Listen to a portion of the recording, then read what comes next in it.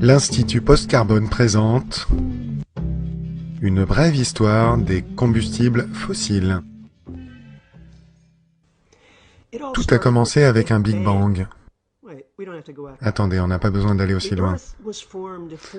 La Terre a été formée il y a 4,5 milliards d'années. Encore trop loin. Essayons ceci. Nous sommes au Moyen-Âge. Des gens en Grande-Bretagne épuisent le bois et commencent à brûler le charbon. Mais ils utilisent tout le charbon de surface et commencent à creuser profond. Les mines se remplissent d'eau. Thomas Newcomen invente une machine pour sortir l'eau des mines avec une machine à vapeur, pour que les mineurs puissent continuer à creuser. James Watt la rend plus pratique pour d'autres usages. Nous avons maintenant tous les ingrédients de la révolution industrielle, les combustibles fossiles et une façon de les faire travailler. L'enfer se libère. Les mineurs travaillent dur pour faire sortir le charbon. Les rails combinés à la machine à vapeur font les chemins de fer. Michael Faraday invente le premier moteur électrique. Nikola Tesla invente le courant alternatif. Des centrales électriques commencent à brûler du charbon pour faire de l'électricité. Entre-temps, Edwin Drake creuse le premier puits de pétrole en Pennsylvanie. Et Carl Benz construit une automobile qui fonctionne au pétrole. Le goudron de charbon et le pétrole sont transformés en produits chimiques et en médicaments, prolongeant l'espérance de vie et favorisant la croissance démographique. Les frères Wright démarrent l'aviation à base de pétrole. Fritz Haber et Karl Bosch créent des engrais à base d'énergie fossile. Ces engrais, combinés aux tracteurs roulant à l'essence, accroissent la production alimentaire, nourrissant plus de gens. La Première Guerre mondiale est le premier conflit à base d'énergie fossile. Ensuite, la Deuxième Guerre mondiale nous donne des missiles guidés et des bombes atomiques. Entre les deux, la grande récession en partie causée par la surproduction. Les chaînes fabriquent les produits plus vite que les gens n'en ont besoin. Les publicitaires inventent le consumérisme pour absorber la surproduction. C'est les années 50. La pub utilise la télé pour accrocher de nouvelles générations de consommateurs. Dans les années 70, il y a un choc pétrolier. Tout le monde est choqué de voir à quel point il dépend du pétrole. Avec la crise de l'énergie, le mouvement environnemental est né. Le prix du pétrole chute et tout le monde oublie les pénuries énergétiques. Il y a une confrontation entre les économies de marché et les économies planifiées. Le marché gagne. Au revoir le méchant empire soviétique. Les politiques décident que le marché réglera tout. Les ordinateurs personnels arrivent. La mondialisation prend le contrôle.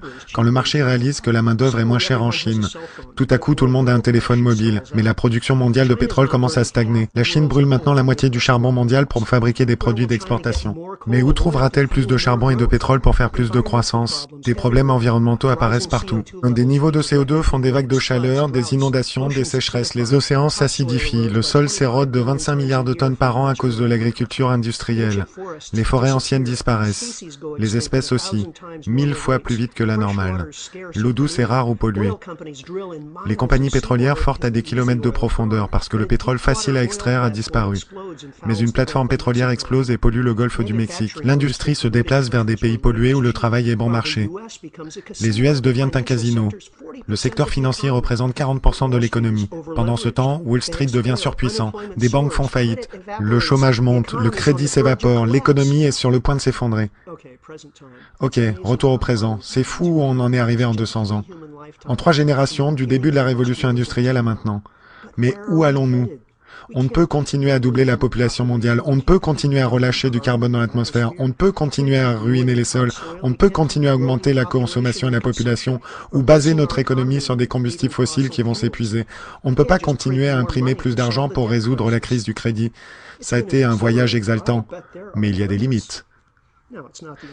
Ce n'est pas la fin du monde, mais on doit vite faire 4 choses. Apprendre à vivre sans les énergies fossiles. S'adapter à la fin de la croissance économique telle que nous l'avons connue. Faire vivre 7 milliards de personnes et stabiliser la population à un niveau soutenable. Et gérer notre héritage de destruction écologique. En bref, nous devons apprendre à vivre avec le budget de la nature, en ressources renouvelables, au rythme de renouvellement naturel. Pouvons-nous le faire? Nous n'avons pas le choix. Les énergies renouvelables sont importantes, mais aucune ne pourra remplacer les combustibles fossiles dans le temps imparti. On a construit nos infrastructures de transport, l'électricité et l'agriculture pour qu'elles soient adaptées au pétrole, charbon et gaz. Passer à d'autres énergies va demander de reconcevoir les villes, les processus de production industrielle, les soins de santé. Nous devrons aussi repenser certaines de nos valeurs culturelles. Aucun problème global ne peut être traité isolément, et beaucoup ne peuvent être entièrement résolus. Nous devons nous préparer à travailler différemment. Notre meilleur objectif est de construire la résilience, la capacité à encaisser des chocs et à continuer à exister.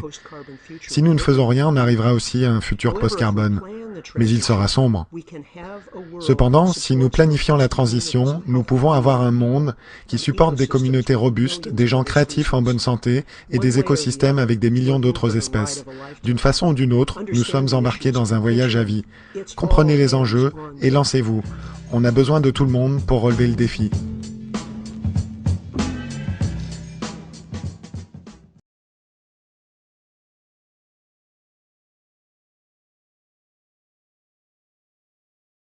Une autre manière de voir les choses, de la puissance extraordinaire que représente le pétrole, c'est que si vous prenez 1 litre d'essence, vous le mettez dans votre voiture, donc vide, il n'y a pas d'essence, vous mettez 1 litre seulement, vous roulez tout droit, et à un moment ça s'arrête, d'accord, le litre est épuisé, il n'y a plus d'essence, vous retournez la voiture et vous poussez. Et vous poussez pour revenir au point de départ. À votre avis, combien de temps allez-vous pousser ? Levez la main. Mais à travail salarié, hein, ici on est quand même. Donc 8 heures par jour, 35 heures, voilà, 35 heures par semaine avec les week-ends. Salarié, syndiqué. Combien de temps allez-vous pousser ? 1 mois, bravo. 1 mois. Ouais, c'est rare qu'on réponde directement. Je vais mettre quelque chose sur ton stylo parce qu'il y a les bruits parasites. Ah oui, d'accord. Je vais arrêter de... Alors on va pousser 1 mois. Ça veut dire que 1 mois de salaire équivaut en fait à 1 litre d'essence. 1 litre d'essence, c'est 1,50 €. 1 mois de salaire, je sais pas, disons 1 500 €. Et c'est la même énergie. Ça veut dire en fait que le litre d'essence, on le vend 1000 fois pas assez cher. Le vrai prix de l'essence, c'est 1 500 € du litre à la pompe. Ça, c'est le vrai prix de l'essence. Là, on aurait, si on met ce prix, on a une vraie économie compatible avec la biosphère.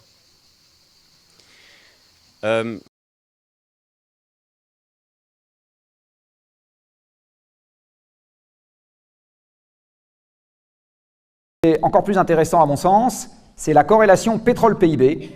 En rouge, vous avez la variation de la quantité de pétrole consommée sur Terre. Il s'agit d'une variation en volume, ce n'est pas en prix. Le prix, moi je m'en fiche, je pense que le prix de l'énergie, ce n'est pas le sujet. Ce qui est le sujet, c'est le volume. Parce que si on veut parler de prix, en fait, il faut parler de prix ramené à ce qu'on gagne. Et donc, il faut exprimer les prix en temps de travail nécessaire pour se payer quelque chose. Les prix en monnaie courante, moi, je ne sais rien en faire parce que, en fait, ça n'a pas vraiment de signification. Donc, ce que vous avez ici en rouge, c'est la variation en volume du pétrole consommé dans le monde, c'est-à-dire la variation en volume du pétrole produit dans le monde, pareil. Et en bleu, vous avez la variation du PIB par personne. Alors, il y a quelque chose de très intéressant à noter sur cette courbe. Vous savez, on entend souvent dire que depuis les chocs pétroliers, on a gagné en efficacité énergétique et donc que l'économie est moins dépendante du pétrole qu'avant. C'est faux, c'est l'inverse. Pourquoi est-ce que c'est l'inverse ?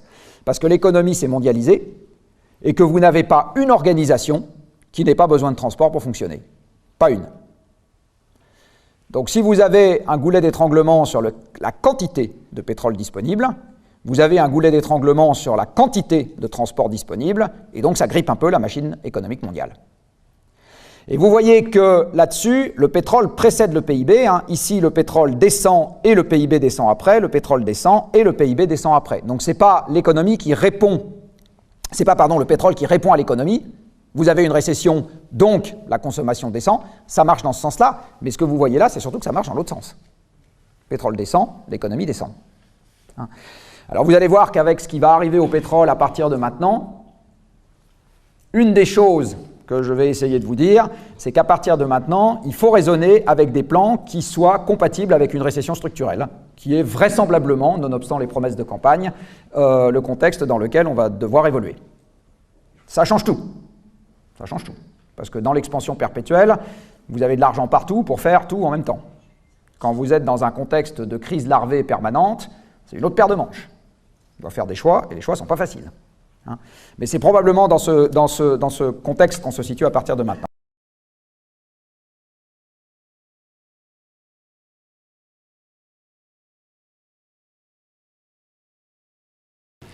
Et les années 70 étaient vraiment un tournant, puisque on sort des 30 Glorieuses, c'est vraiment l'abondance, et en même temps, il y a le choc pétrolier qui arrive, et c'est exactement à ce moment qu'est née la permaculture. Je ne sais pas si vous connaissez, en tout cas, on va en parler après. Donc c'est un mouvement qui a réagi au choc pétrolier, qui s'est dit mais si on n'a plus de pétrole, comment on va faire? Et donc ils ont créé une agriculture extrêmement sobre en énergie, en dépenses énergétiques, et qui ne nécessite pas beaucoup de travail, je vais y revenir, hein, mais c'est pas très précis comme ce que je dis, mais qui ne nécessite pas de pétrole. Donc on va faire en quelque sorte une agriculture qui fonctionne tout seul. C'est ça l'idée de la permaculture, c'est déjà les années 70.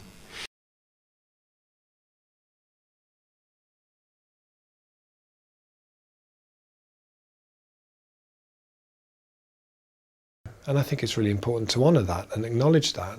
We've been incredibly fortunate to live through the oil age that's given us so much and opened so many opportunities. But at the same time, when you can see that something is drawing to a close, we really have a responsibility to look beyond to what we do next. It's really important that we take a proactive rather than a reactive response, because the need for a post-growth, post-fossil fuel economy is huge, but it's not going to happen by accident. But it's inevitable that that will happen. But the degree to which we've started to prepare for it, it will massively increase our chances of it being successful. If we just wait until we get there and then we sort of try and figure it out when we get there, we'll have lost all that time that we could have been planning and getting things ready. You know, one of the things, you know, we use this term resilience a lot when we talk about transition, and often it's seen as being about designing ability to withstand shock and all that. For me, actually, from seeing transition here for many years, it's about possibility, and it's about the degree to which you're able to breathe possibility into a community, so that when it encounters shock, it feels it has possibilities at its fingertips, it has options, things that it could do. And that needs to happen as a proactive thing. That needs to start in advance. And building that infrastructure needs to start now. For me, I think one of the key ideas is of community resilience as a form of economic development. And that means community resilience, whether it's in terms of having a more resilient food system, whether it's having a more resilient energy system, whether it's our education system really being designed to produce young people who have the skills and the imagination to be more resilient, whether it's having a local economy that's really framed about resilience. All of those things we can really see as an opportunity for entrepreneurship and economic activity, creating a new economy that sits alongside and then replaces the old one. If you're looking at creating more resilient local economies, you can have a community energy company, you can have a community bakery, you can have a community farm, you can have all those ingredients in place. But you can't create those from the top. Those have to be created and led and owned by local people. And what really gives a place its resilience is all the connections that you make between those things. The Amazon rainforest isn't a resilient system because it's got lots of different species in it. It's resilient because of all the relationships and connections between those different species. So when we're trying to replicate that in our economies here, you need something that's weaving the picture together, making all of those connections. And that's something that transition groups do very, very beautifully, I think. That means that this transition process should be bottom up rather than top down. Transition has always been designed from the very beginning to be a process that is led by communities, because communities can do things that top-down responses just simply can't do. And that, I think, is, you know, we've always said that the role of local government is to support transition, but not to drive it.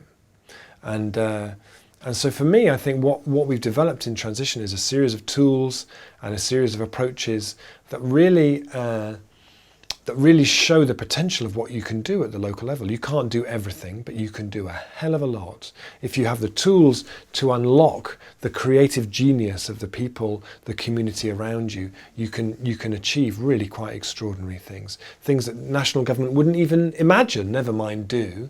And that's the real power of this approach, I think. But how do you explain the inertia of politicians? Because we aren't governed by politicians anymore. We're governed by corporations. You know, the idea that we live in in a democratic country where our politicians run the country isn't the case anymore. We live in a corporatocracy really now rather than a democracy. And but the beauty of a corporatocracy is that those corporations only exist because we buy what they sell. They only exist because we give them our support. And if we withdraw our support and we move it into the kind of resilient, more local economy that we want to see, if we stop buying from Amazon and we stop buying from Tesco and we stop buying from Walmart and so on and so on and so on and so on, and we're able to shift that into the new economy that we're creating, then we really take the power back again. So the idea that our politicians are going to be able to do a great deal, I think is kind of naive. But the amount of power that we have as communities is huge, and we don't realise it. And I think that's what really excites me about what we see in transition. You think it's too late? Whenever I get asked that question, is it too late? Which is similar to the question, are you an optimist or are you a pessimist? I always quote Paul Hawken because I think he put it far better than anybody else. He said, if you read the science about climate change and about the state of the planet and you're not a pessimist, you haven't read it properly. Go back and read it again. I approach this work with no attachment to the outcome. I approach this work because it is the most skillful, the most human, the most important stuff that I can be doing with my life. I do this work because I have children, and I can see in their eyes the generation that will come after them, and I don't want to be able to say to my children in 20 years' time, in that window of opportunity when we could have turned it around, I didn't do anything about it. I didn't do enough. And for me, what matters is that I can have that conversation and I can say I did everything I possibly could. I put all my energy into making that happen. I applied my creativity, my thinking, my energy and my power into trying to make that happen. And I hope that they'll be able to say, thank you, that worked. Because in the time that we have available, if we're able to turn it around, it would be an astonishing achievement. But people have achieved astonishing things in the past. And my sense is that if we're able to do that, that those future generations, those grandchildren of ours, will tell great tales about what we did and sing great songs about what we did. And I really hope that I'm there to hear those.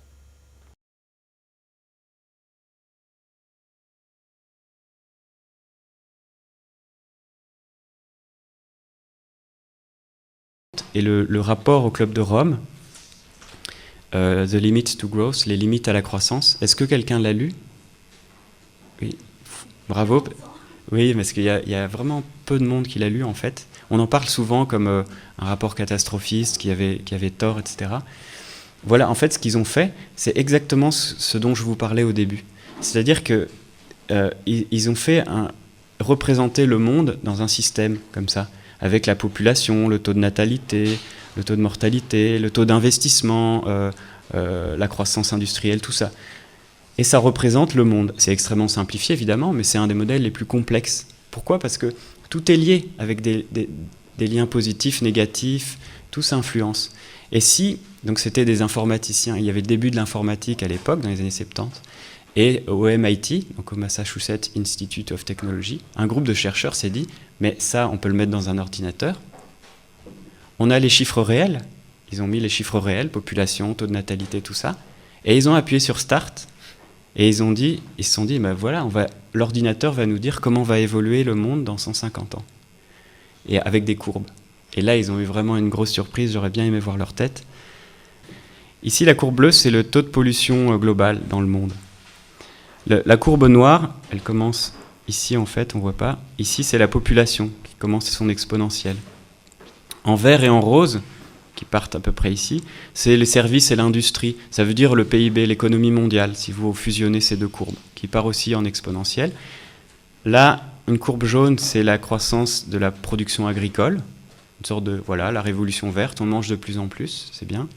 Et la diminution des ressources non renouvelables, les minerais, le pétrole, tout ça, qui aussi part dans une sorte d'exponentielle à l'envers. En pointillé, c'est le modèle. Quand ils ont appuyé sur Start, c'était là dans les années 70, le modèle a décrit des trajectoires comme ça, et en gras, c'est les données réelles. Vous voyez que ça colle quand même pas mal. Puis le modèle, il part sur des trajectoires de plus en plus, voilà, on l'a vu, exponentielles, et enfin arrive à ce que je vous disais tout à l'heure, un dépassement des points de basculement, et alors finalement quelque chose de chaotique qu'on ne peut pas prévoir, imprévisible, avec des effondrements. De l'économie, ici, en vert et en rose, les ressources non renouvelables continuent à diminuer, puis de moins en moins, évidemment, comme l'économie s'est effondrée. La population augmente, mais avec une certaine inertie commence à redescendre, et la population aussi. Ce qui contredit les modèles de l'ONU. Et oui, la population, on nous dit souvent 9 milliards en 2050. C'est d'ailleurs comme ça qu'on commence tous les débats sur l'agriculture, si vous avez remarqué. 9 milliards en 2050, donc il faut produire plus. Je n'y crois pas une seule seconde.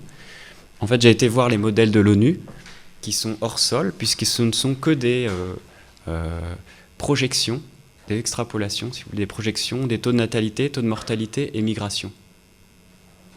Totalement hors sol. Et l'énergie, et les terres arables, et il n'y a rien. Comme si la Terre avait des ressources illimitées, voilà, en fait. Comme tu disais, comme si on était en ville, déconnecté du monde. Voilà, c'est des prévisions. Si toutes choses étant égales, ça va croître comme ça. Mais toutes choses ne sont pas égales, évidemment. Donc je suis plus enclin à croire ces modèles assez terre à terre, avec à partir de 2030 un déclin de la population. Ça, c'est vraiment un exemple de la pensée systémique. Vous mettez tout en connexion, ça vous donne un système complexe, imprévisible. En tout cas, ce que dit ce modèle, c'est que c'est pas l'avenir, il nous prédit pas l'avenir. Il nous dit que notre monde interconnecté est très instable et que nous sommes très proches de ces seuils d'instabilité. C'est ça la leçon. Et que si on part du principe, c'était l'hypothèse de base du modèle, que le monde a des limites physiques, alors on arrivera à ça. Et c'est parce qu'on n'a jamais cru qu'il y avait des limites au monde, que les économistes n'y ont pas cru, qu'ils n'arrivent pas à voir ça.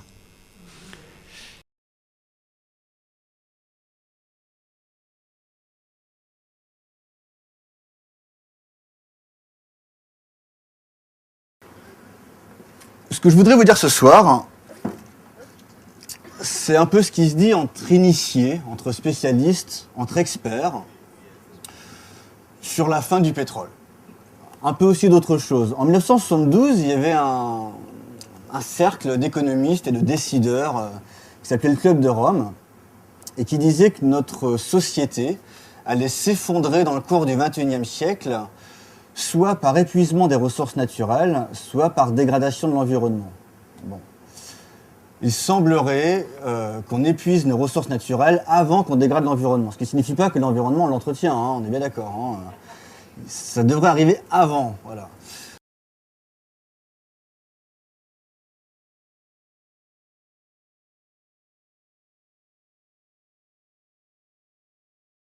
Bon, c'est typiquement ce qu'on fait dans des groupes de transition.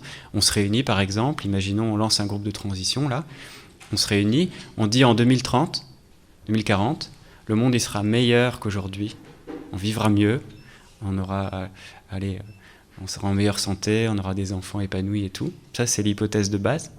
Et pourtant, il n'y aura plus de pétrole, il n'y aura plus ça, il n'y aura plus ça. Et donc, dessinons le monde et on commence à imaginer ensemble ce qu'on va faire. Ah ouais, ça peut être comme ça. Et on trouve plein d'idées. Et après, on fait un rétro-planning. Et puis on se dit, 2030, il faut qu'on ait atteint ça pour atteindre cet objectif, et puis ça, et puis ça. Et donc demain, il faut faire ça. Vite, il faut détruire ce parking et planter des légumes. Mais si vous dites à quelqu'un qui n'a pas fait ce travail imaginaire, détruire ce parking pour faire des légumes, il va vous prendre pour un fou. Et c'est quoi ce... Non, il y a la croissance économique, ici il faut créer des emplois, ici il faut des voitures et des parkings. Ça va pas, on a reçu un budget pour ça, nanana. Voilà, c'est une question vraiment d'imaginaire. Et ça touche. Ça touche.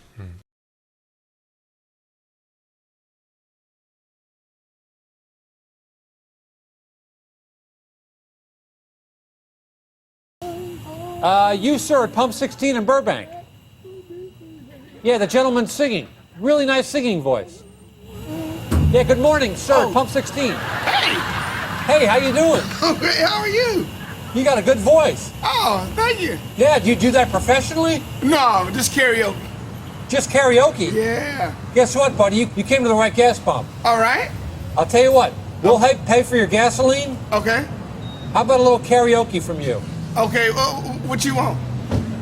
What do you got? Oh, I'm an 80s kid, so I like Well, you're an Janet, 80s like guy. Bon Jovi. Bon Jovi? Yeah. Living on a Prayer? You want Living on the Front? Do you need the words? No, I know them, baby.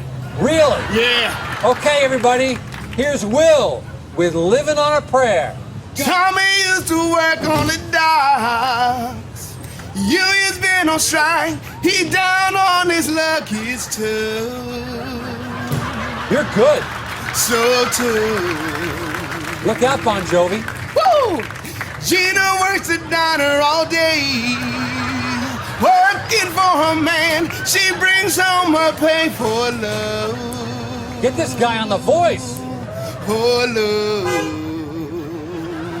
She says we gotta hold on to what we got. Doesn't make a difference if we make it or not. Your girlfriend We loves got it. each other, and that's a lot for love. We'll give it a shot. Oh, we're halfway there. Oh, living on a prayer. Take my hand, and we'll make it, I swear. Oh, living on a prayer. Yeah! What was that? Look how embarrassed your girlfriend is. That your wife? That's Who's in the my car? wife. Yeah. You want to get me to get her? No, I'll leave her in there. Yeah, does she do a duet? Get her out here. You want to do a duet? Yeah, we want a duet. They want to do it. Come on. You don't want to do it. She won't do it? She won't do it. You are living on a free tank of gas. Living on a tank of gas. Oh, that's the party. Oh, living for the free gas. Living for the gas.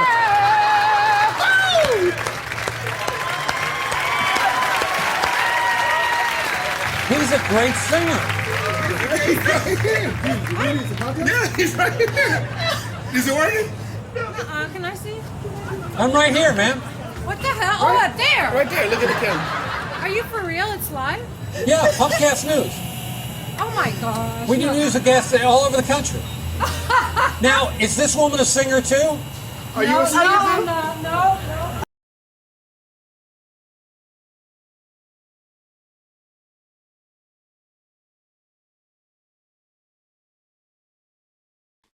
Voilà.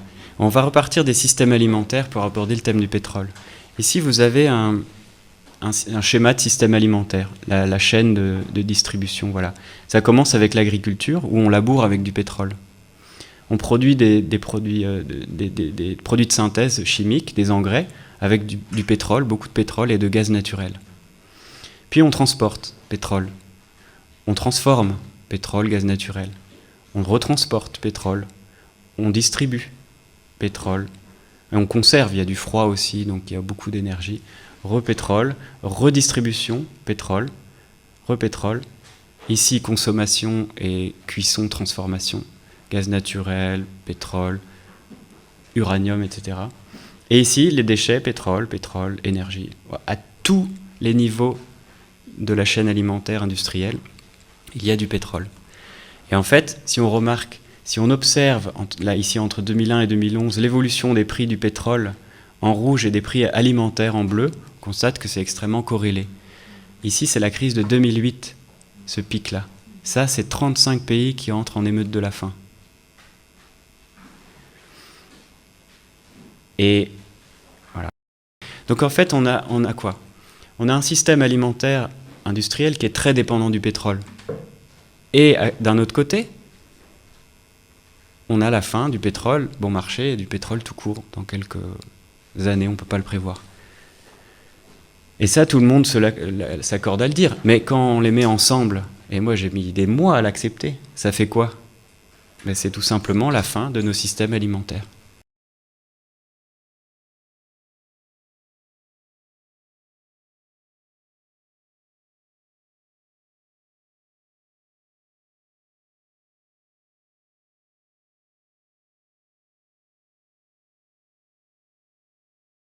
You sure?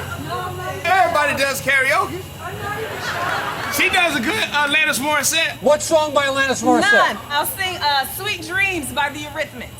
Here, it's coming up. Here, it's about to start. Okay. I'm ready. Sweet dreams are made of this. Who am I to disagree? I travel the world and the 7 seas. Everybody's looking for something. Some of them want to use you. Give her a little backup. Some of them want to get used by you. Some of them want to abuse you.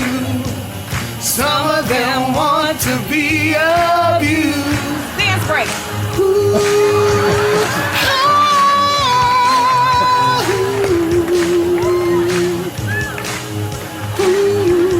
I'm gonna get both of you on the voice. Sweet dreams are made of this. Sing, baby. Who am I to disagree? I travel the world and the 7 seas. Get it, girl. Everybody's looking for something.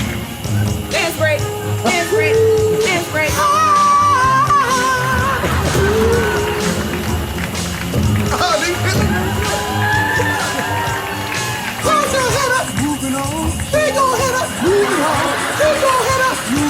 He's stealing your thunder. Moving on. Go, go, head up. Moving on. Keep go, head up. Moving on. Go, go, head up. Moving on. Keep go, head up.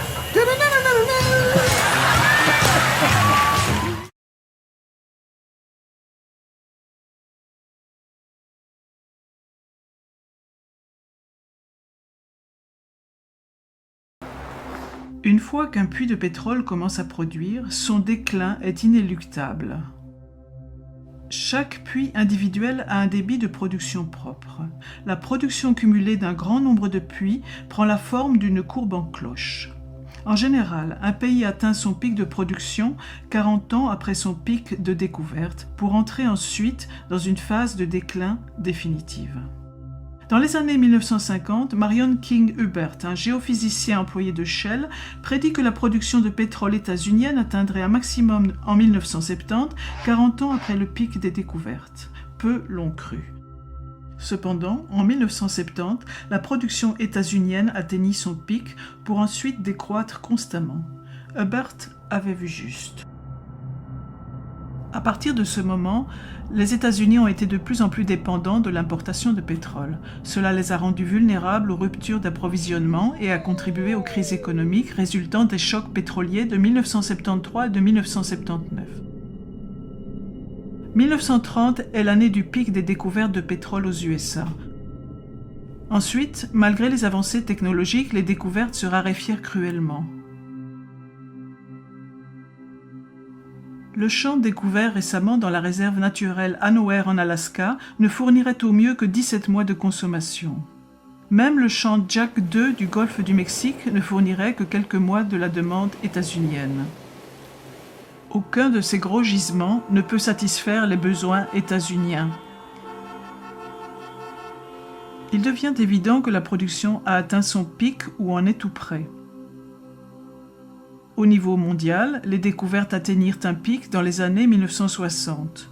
Plus de 40 ans plus tard, la chute des découvertes de nouveaux champs semble inexorable. 54 des 65 pays grands producteurs ont déjà atteint leur pic de production. La plupart des autres vont suivre dans un avenir proche. Tous les 3 ans, il faudrait mettre en production l'équivalent d'une nouvelle Arabie saoudite pour pallier l'épuisement des champs existants. Durant les années 60, 6 barils étaient découverts pour chaque baril consommé. 4 décennies plus tard, l'humanité consomme entre 3 et 6 barils pour chaque baril découvert. À partir du moment du pic de production mondiale, la demande de pétrole dépassera l'offre, le prix de l'essence sera très instable, ce qui aura des conséquences bien plus importantes que le coût d'un plein.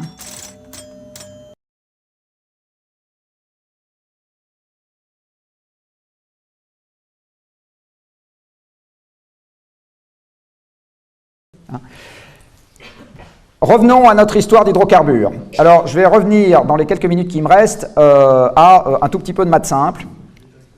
Je rappelle que les hydrocarbures ont été créés par Mère Nature en l'espace de quelques dizaines de millions d'années, voire plus. Ce qui veut dire que quand je raisonne à l'échelle des temps historiques, qui m'intéressent, quelques siècles, je peux considérer que la quantité d'hydrocarbures disponible dans le sol, je dis bien disponible dans le sol, je ne parle pas de la fraction que je peux extraire, disponible dans le sol, est fixée une fois pour toutes. Alors quand vous avez un stock à votre disposition qui est fixé une fois pour toutes, les mathématiques vous disent que la courbe d'extraction de ce stock au cours du temps n'a pas le droit d'être indéfiniment croissante, sinon le stock de départ est infini. Ça n'a même pas le droit d'être indéfiniment constant, sinon le stock de départ est infini. En fait, les maths vous disent qu'en pareil cas, vous avez droit à une courbe en cloche. Alors vous avez droit à une courbe en cloche avec des variations autour de la cloche, mais vous avez droit à une courbe en cloche. C'est un théorème de maths, ça se démontre, je sais encore faire. Donc, à partir du moment où vous avez un stock de départ qui est donné une fois pour toutes, alors ça vaut pour le pétrole, mais ça vaut pour le gaz, ça vaut pour le charbon, ça vaut pour les phosphates, ça vaut pour la potasse, ça vaut pour tous les minerais métalliques, quels qu'ils soient, tous, vous allez avoir quelque chose qui va s'appeler un pic, c'est-à-dire que vous allez avoir un maximum absolu à votre extraction. Alors, il y a des pics qui sont particulièrement faciles à prédire puisqu'ils sont déjà passés. C'est notamment le cas pour les découvertes de pétrole et de gaz. Ici, vous avez une courbe qui vous donne les découvertes en milliards de barils équivalent pétrole, de pétrole et de gaz pour le monde dans son ensemble, et vous voyez que le maximum de ces découvertes s'est produit pas très loin de l'année de ma naissance. Je ne sais pas s'il y a un rapport de cause à effet. Alors pour le pétrole dans les années 60 et pour le gaz dans les années 70. Dans les années 70, pardon, 70. Déjà ancien. De ce fait, on a un ordre de grandeur pour la quantité de pétrole extractible, et donc on a un ordre de grandeur, alors c'est pas à 10 ans près, mais un ordre de grandeur de la forme générale de la courbe. Nous sommes ici, et voilà à quoi devrait ressembler la disponibilité mondiale en hydrocarbures liquides. En empilant tous les machins dont vous avez entendu parler, les bitumineux du Canada, le shale oil du Bakken, etc. Enfin bon, tout le truc du Brésil et la Guyane. Voilà à quoi ça devrait ressembler. Alors une question qu'on se pose souvent, c'est à quoi va ressembler le prix dans ce genre de contexte? Ma réponse c'est j'en sais rien et je m'en fiche, parce que c'est pas le sujet. Le sujet c'est le volume, encore une fois. Le prix ne fait que matérialiser le désarroi, quelque part, issu du fait que j'ai une rupture sur le volume. Mais ce qui compte c'est le volume. Et puis c'est d'autant moins un sujet que quand les gens essaient à faire des prévisions de prix, en général ils se plantent lamentablement, sauf si on est dans un monde stable. Mais comme là on va être dans un monde instable, les prévisions de prix n'ont strictement aucun intérêt.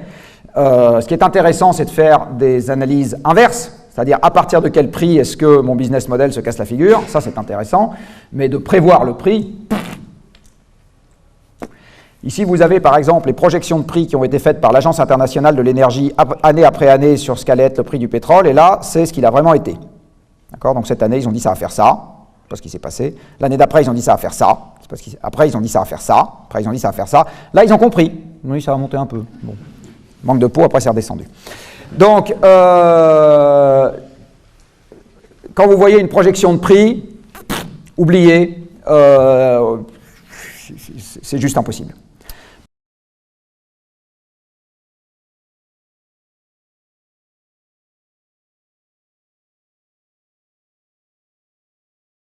Je trouve important cette image aussi d'un grand arbre, un système industriel centralisé, qui laisse la place à des jeunes pousses. On a parlé des jeunes pousses là maintenant, jeunes pousses qu'on ne voit parfois pas, même si elles existent, elles sont à côté de chez nous, on ne les voit pas parce qu'on n'a pas conscience on n'a pas transformé notre imaginaire. Mais finalement, la transition, c'est pas simplement un changement, c'est pas des réformes à faire. Il faut vraiment faire le deuil de ce système alimentaire qui est déjà mort. Le système industriel, il est déjà mort. La PAC n'en a plus pour longtemps.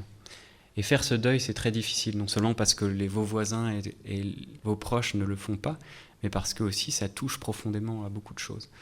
Et c'est long à faire. Et donc, ce n'est que lorsque le grand arbre s'effondre dans la forêt que les jeunes pousses peuvent enfin se déployer.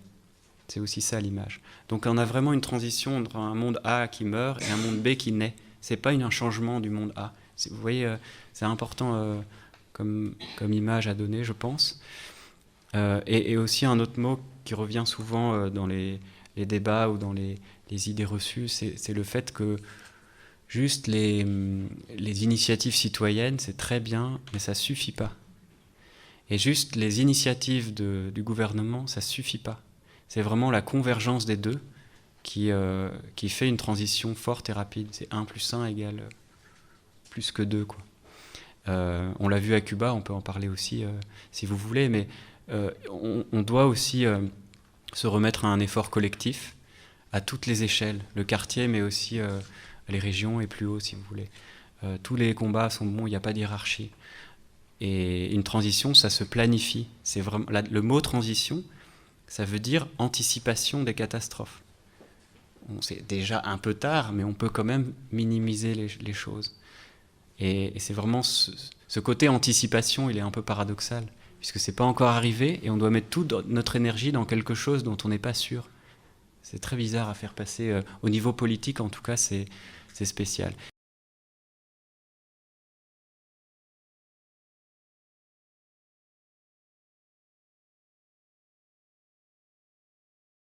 Donc, est-ce que c'est vrai, est-ce que c'est faux? Je vais vous proposer ce soir deux visions, la vision des optimistes et la vision des pessimistes quant à l'avenir. Alors, je vous dis tout de suite, ça n'a rien à voir avec les optimistes et les pessimistes quant à l'avenir de l'humanité, c'est pas ce sujet sur lequel vous êtes exprimé tout à l'heure, hein, ça n'a absolument rien à voir. Donc, dans le pétrole, deux camps. Voici le camp des optimistes. Donc, du côté des optimistes, nous avons les multinationales, nous avons les pays producteurs de l'OPEP, et nous avons les pays riches. J'ai mis G8, on pourrait mettre G20, enfin j'ai quelque chose quoi. J'ai plus rien.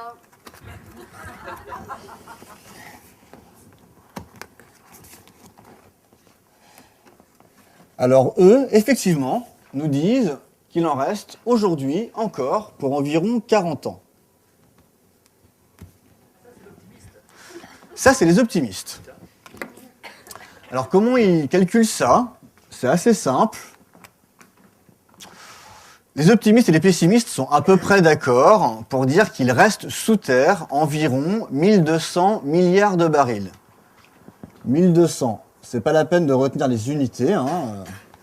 1200 milliards de barils. On consomme en moyenne 30 milliards de barils par an. D'accord ? Donc, il suffit de diviser ce qui reste sous terre par ce qu'on consomme chaque année. Donc, je divise par 30. Ça fait 40. 40 ans. La vision des optimistes est donc celle-ci. On a du pétrole sous terre pour vivre de cette manière-là pendant 40 ans. On est actuellement le 3 mars 2010. Donc, on en a pour 40 ans. Ça veut dire qu'on ne va rien changer à notre mode de vie. C'est pas la peine. Et puis donc, le 3 mars 2050... quelqu'un, quelque part dans le monde, utilisera le dernier litre de pétrole. Et le 4 mars 2050, plus personne sur Terre ne pourra utiliser sa voiture, plus personne ne pourra se chauffer, en tout cas ceux qui sont chauffés au fioul. Nous n'aurons plus d'électricité, en tout cas pour ceux qui fonctionnent avec des centrales thermiques, peut-être pas en France, mais quoi que je vais y revenir aussi, mais en tout cas dans une bonne partie de la planète. On ne pourra plus avoir de nourriture, en tout cas nettement moins. Il n'y aura plus un seul avion qui va décoller. On n'aura plus de plastique, plus rien du tout, plus de médecine, plus de vêtements, plus d'autoroutes, plus de transport à bateau, plus de gaz. C'est donc la vision optimiste de l'avenir. Et donc au-delà du fait d'être débile, c'est un autre inconvénient, c'est de nous laisser croire que notre génération est tranquille, voilà, que ça va être pénible pour nos enfants. Ah bah ça va, c'est mes enfants. Alors pas du tout. Selon le point de vue des pessimistes, non seulement nos enfants, c'est déjà un grave problème quand même, hein, c'est comme nos enfants, et puis surtout ça va nous concerner nous-mêmes. Donc c'est même pas nos enfants, c'est nous-mêmes qui allons le vivre pour 3 raisons. Alors, les pessimistes, les voici. Alors pour les pessimistes, nous avons des experts pétroliers, mais à la différence de ceux-là hein, qui bossent là-dedans, ceux-ci sont en retraite. À côté, nous avons des militants, et puis, enfin, des jeunes. J'ai pu le tester, hein. Les jeunes diront jamais 50 ans. Hein. Si on a quelqu'un entre 10 et 15 ans, il est persuadé que le pétrole, il a pour moins de 20 ans, quoi. Alors, les pessimistes, que disent-ils ?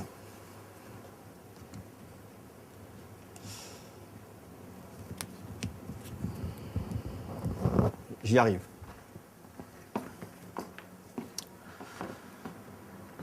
Premièrement, sur les 1200 milliards de barils là, de réserves, ce chiffre est faux.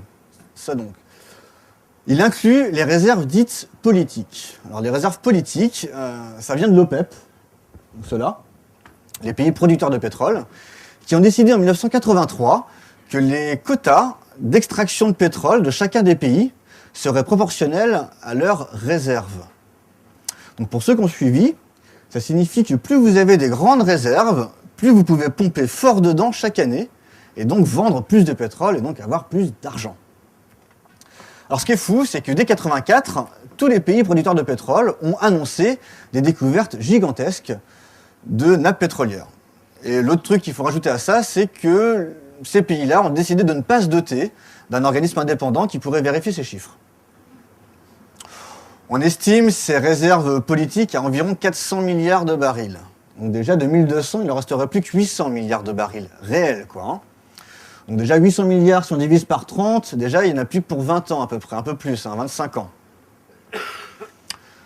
Deuxième truc que nous apprennent les pessimistes, c'est qu'il y a une bonne partie du pétrole qui ne sera pas récupérable. Ben ouais. C'est que la vision des optimistes laisse croire que le pétrole s'écoulerait, sortirait de terre, comme s'il sortait d'un jerrycan, quoi. Mais ça se passe pas comme ça. Le pétrole, il y a des endroits où il n'est pas accessible, où ça coûte trop cher, etc., etc. Et donc, on estime qu'il y a environ 40% du pétrole, en l'état actuel des connaissances, qui ne sera pas récupérable. Donc, on est déjà là plus qu'à 15, 18, 20 ans, quoi, hein, de pétrole devant nous. Et puis surtout, ils nous apprennent une troisième chose, les pessimistes, c'est le pic de Uber. Donc c'est un des secrets les mieux gardés, hein, mais qui commence à se divulguer quand même. Donc je vais vous expliquer ce soir le pic de Uber. Donc Uber, c'est un géologue américain. Et ce géologue a annoncé en 1956 que la production de pétrole en Amérique allait décliner à partir de 1970. Bon, comme ça paraît pas très important, on s'en fout. Sauf que pour les plus anciens dans la salle, ils savent que le pétrole, c'est pas au Moyen-Orient qu'il l'était il y a 30 ans, par exemple. Hein, c'était aux USA. Dallas, Lucky Luke, la ruée vers l'or noir, c'était les USA.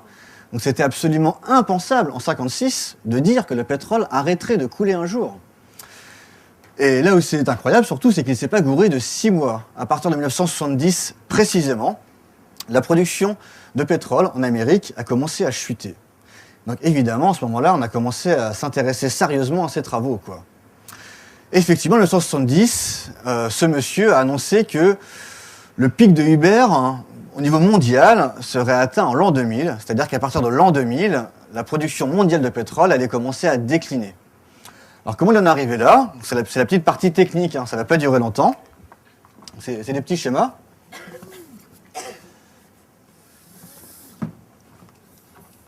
Ah, ça marche pas très bien.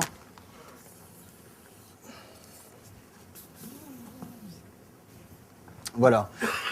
Donc ce que Uber explique, c'est que sur une nappe de pétrole, la courbe de production de la nappe de pétrole, au début, si je prends une nappe de pétrole, au début, j'ai aucun derrick dessus, donc je produis rien.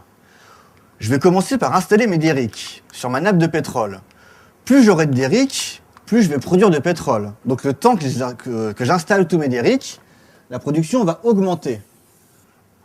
Et puis à un moment donné, je vais arrêter d'en construire. Peu importe la nappe de pétrole, je vais mettre une quantité de derricks et je ne vais pas en mettre plus. Donc à ce moment-là, tous mes derricks vont produire au maximum de leur rendement. Donc je vais atteindre une sorte de plafond qui va durer un certain temps. Hein. Et puis au bout d'un moment, alors imaginez, ça se passe pas comme ça, mais dans le principe, ça pourrait marcher. Que la nappe de pétrole, c'est une sorte de trou comme ça, vous voyez. Donc vous avez des derricks sur le bord, puis donc le niveau va diminuer comme ça. Donc au bout d'un moment, des derricks ne pourront plus accéder à la nappe de pétrole, quoi. Ce qui fait que les derricks qui seront au milieu de ma nappe vont pouvoir continuer à piocher dans le pétrole, et puis ceux qui sont sur le bord n'y auront plus accès. Ce qui signifie que la production va décliner lentement. Voilà. Donc ce qu'a démontré Uber, tout simplement, c'est que voici la courbe symbolisée de la production de pétrole sur une nappe. Et Uber a dit, si on veut connaître la courbe de production des USA, il suffit de cumuler la production de tous les champs de pétrole. Voilà, donc les USA, par exemple, imaginons que c'est une dizaine de nappes de pétrole, vu qu'ils ont tous à peu près commencé à être exploités en même temps. Le démarrage se situe à peu près toujours vers ici.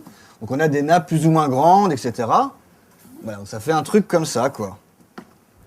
Et donc il suffit de faire la somme de ces différentes productions de chacun des champs aux USA pour avoir la courbe de production de pétrole des États-Unis. Donc que donne cette courbe? Ça donne qu'au début on n'a pas grand-chose, plus pas grand-chose, plus pas grand-chose. Puis à un moment donné on va avoir tous les champs qui vont produire au maximum, puis que ça va décliner pour l'ensemble des champs. Donc globalement, ça donne une courbe en cloche. Quelque chose qui va faire comme ça.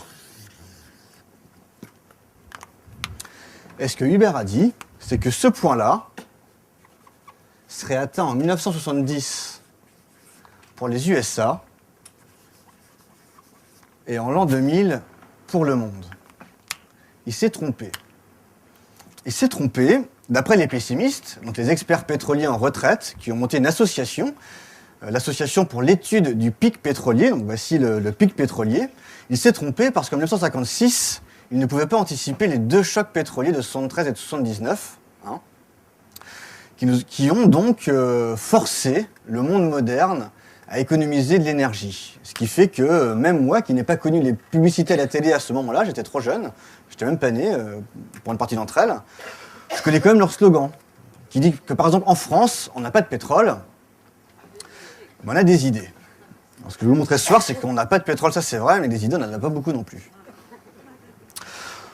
Alors, ça donnerait quoi, la courbe de production du pétrole au niveau mondial, réactualisée avec les deux pics pétroliers? C'est très simple.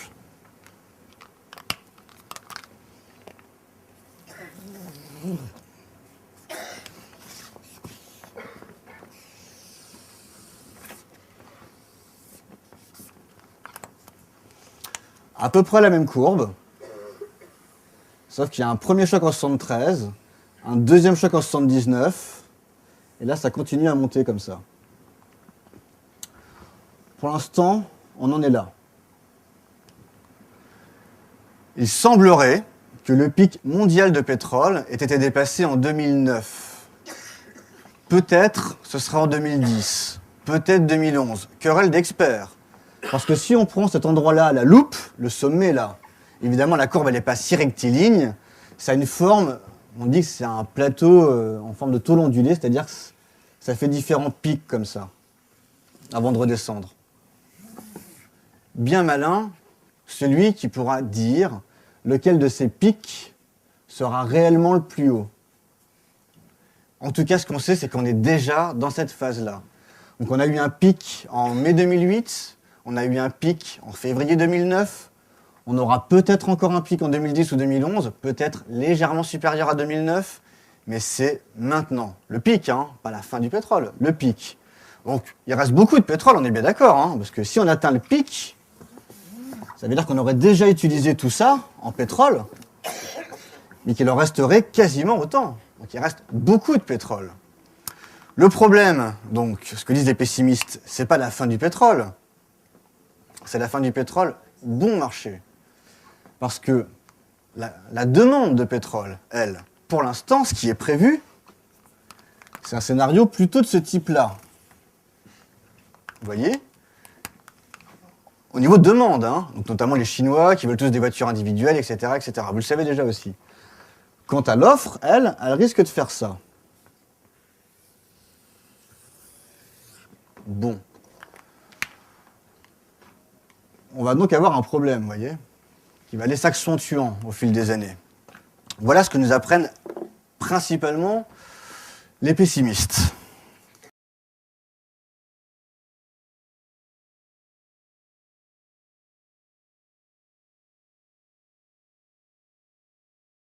C'est un peu l'objectif de ma conférence de ce soir, c'est de dire que si vraiment ce qui est en jeu, c'est par exemple l'alimentation des 3/4 de l'humanité, plus un peu l'ensemble de ce mode de vie-là, n'y aurait-il pas, par hasard, un principe de précaution qui consisterait à dire « oui, mais si la science ne trouve pas de solution, genre dans les 10 ans qui viennent, est-ce qu'il ne faudrait pas y réfléchir un peu avant ?»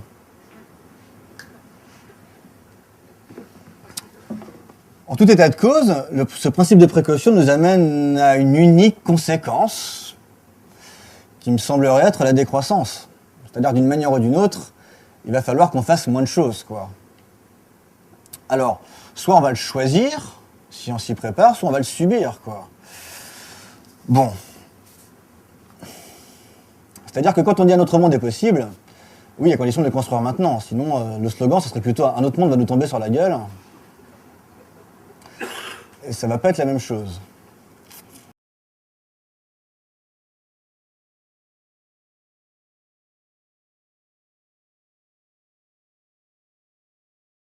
Ben en deux secondes, hein, c'est un mouvement qui vient d'Angleterre. Rob Hopkins, c'est un formateur en permaculture et il a décidé donc il s'est rendu compte des catastrophes qui arrivent. En gros, le pic pétrolier, les bouleversements climatiques, et puis la finance et tout ça. Et puis il s'est dit, on ne peut pas voir l'un sans l'autre.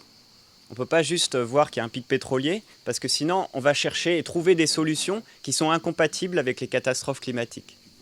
Et puis si on voit que le climat, si on lit que le rapport du GIEC sans prendre en compte le pic pétrolier, ben on va développer des solutions entre guillemets, qui sont totalement incompatibles avec le pic pétrolier. Du genre de la géo-ingénierie, balancer des aérosols dans l'atmosphère, créer des satellites qui vont empêcher, dévier les rayons du soleil, des trucs, c'est n'importe quoi si on se rend compte qu'il y a un pic pétrolier dans les années qui viennent. Bref, ou même, bref, je vais abréger, sinon on va vraiment durer 6 heures. 6 heures, hein. Ouais. Et donc, ce Rob Hopkins, il s'est dit, il connaissait les principes de permaculture, il a dit, bon, moi je peux faire ma ferme tout seul, en autonomie, pour les catastrophes qui arrivent, mais c'est pas intéressant. Parce que si je suis tout seul à survivre, voilà, ça sert plus à rien de continuer. Du coup, il est retourné en ville, je caricature un peu, hein, mais c'est ça sa posture. Et en ville, dans la petite ville de Totnes, en Angleterre, il s'est dit, on est tous dans le même bateau. Soit on s'y met tous à la transition, soit c'est la fin, quoi. Et donc, il a essayé d'appliquer ces principes de permaculture à grande échelle, à l'échelle du paysage, de la ville, du territoire. Et c'est ce qu'il a appelé les villes en transition, Transition Towns, qui sont devenues aujourd'hui les initiatives de transition. Il y en a plus de 1300 dans le monde. Et ce livre, le manuel de transition, m'avait bouleversé pour ça, justement. Ça m'a fait découvrir le pic pétrolier et les changements climatiques.